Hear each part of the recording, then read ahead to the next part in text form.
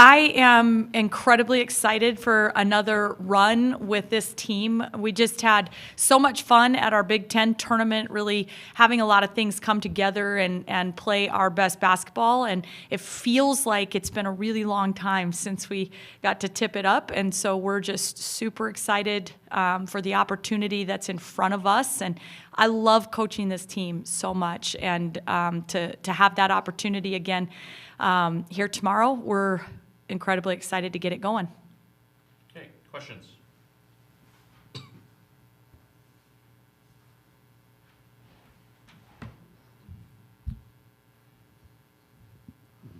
Amy, the team has done very well with Logan Nisley in the lineup. She has been very good in the Big Ten tournament. How excited are you for the three freshmen, but particularly Nisley and I guess Natalie Potts, for them to get to experience this? And how big of a difference has Nisley made since she's been in the starting lineup? Yeah, we are incredibly blessed to have three outstanding freshmen that have contributed throughout this entire season for us and made a huge difference. And I think that all three of them have been able to, throughout the early part of our season, kind of work through some growing pains to the point where they were ready to step up and contribute. And when I look at our Big Ten tournament and Jess Petrie coming in and playing huge minutes when Lex was in foul trouble in a couple of those first round games, and Natalie Potts, being the freshman of the year, playing huge roles, having a double-double up there in the Big Ten tournament in one of our games. And then Logan Nisley went on a 11-point second quarter in one of our wins, our third quarter maybe, just contributing. I think we as a team set the record for the most three-point field goals made ever in the Big Ten tournament, and that doesn't happen with a player who's not a confident shooter like Logan Nisley. I think early we knew just how special her mentality and confidence was. She was maybe struggling in our first 3 or 4 ball games three-point field goal percentage-wise, and her teammates would see in practice what a great shooter she was, and they'd say, keep shooting, Logan, and she'd be like, oh, I will. And I think that just shows the level of confidence that young lady has, and it's really paid off for us that she plays with that kind of confidence. How many of Texas A&M games have you watched so far now? I'm pretty sure in entirety it's 13 full game films that I've watched, with a lot of just clips and highlights and stuff from several others. But just taking some tidbits from, they played Purdue early in the season, which is a conference opponent that we're obviously very familiar with after having played them 3 times this year. And so kind of the common opponents like that, and then obviously their most recent games, and just a ton of respect for what that team has out on the court and the talent that they're able to really play with. When you got done watching those games, what did you think that Nebraska will have to do well to beat them? Obviously, we know that we're going to have to keep them off the glass, and that's a huge key. They're very, very dangerous in transition. I think they can really get going. They have a lot of people that can rebound and then just bring the ball and push their pace in transition. So that's unique. They don't have to get the ball out of their forwards' hands. Their forwards can bring the ball up the floor and handle it and make good decisions and push pace. So our transition defense and then our ability to sit down and defend and keep the ball in front of us will really be a big factor. Brent from Lincoln Journal-Star. Alexis, what are the things that led to success at the Big Ten tournament a couple weeks ago that you hope to carry over now into the NCAA tournament? Yeah, I really felt like we leaned into each other. We leaned into our scouts. We were really focused for 4 days, and we just took it one game at a time, and I think that mentality here in this tournament is going to be really important for us. Jaz, let's act like you weren't in the room. What happened at the Big Ten tournament that you'd like to carry over into this tournament? I just think we were ready. We felt really fresh. We all had positive attitude. Everyone was ready to come out and fight, and we had that belief throughout the entire tournament. Coach, you're one of a handful of coaches in the tournament field that actually went to school that they're now coaching. And I'm wondering if when you were a student at Nebraska, a student athlete, did you ever envision that, you'd be here coaching your alma mater? Honestly, back then, there's no way I could have envisioned this scenario.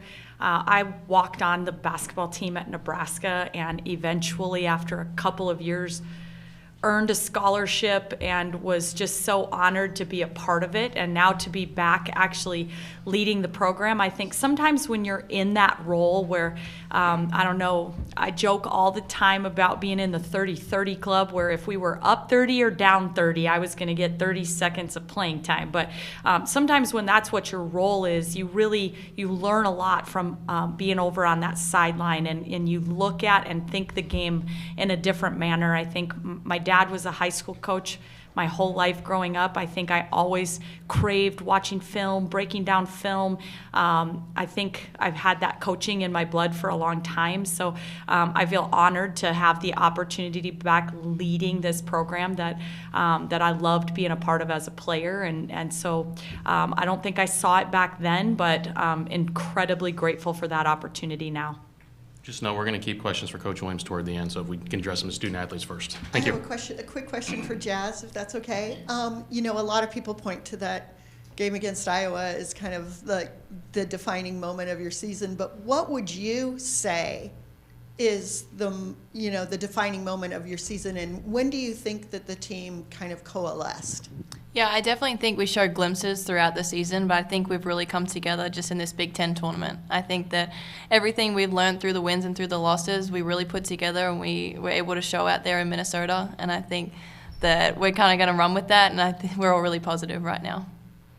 Morgan Weaver with KBTX and College Station. For either one of the players, just what are some things that you've seen from Texas A&M that's going to make them such a challenge in round one? Yeah, they're a really physical team, and they're really good at rebounding. I think they average about 14 offensive rebounds, so that's really important for us to just rebound the ball and keep them off the boards. Matt Coatney, Huskers Radio Network. For Jaz first, and then Alexis, the same question. You were sitting on that podium and in the gym 2 years ago in Louisville. How different is this experience so far, and how different do you want it to be than 2 years ago in Louisville? Yeah, I think we have a lot of people in our team right now that have been in that position 2 years ago, and we felt like we fell short, and we believe that now that we're here, we're ready to keep fighting and go really deep into the tournament. We believe that we can do that, and we know how to do that.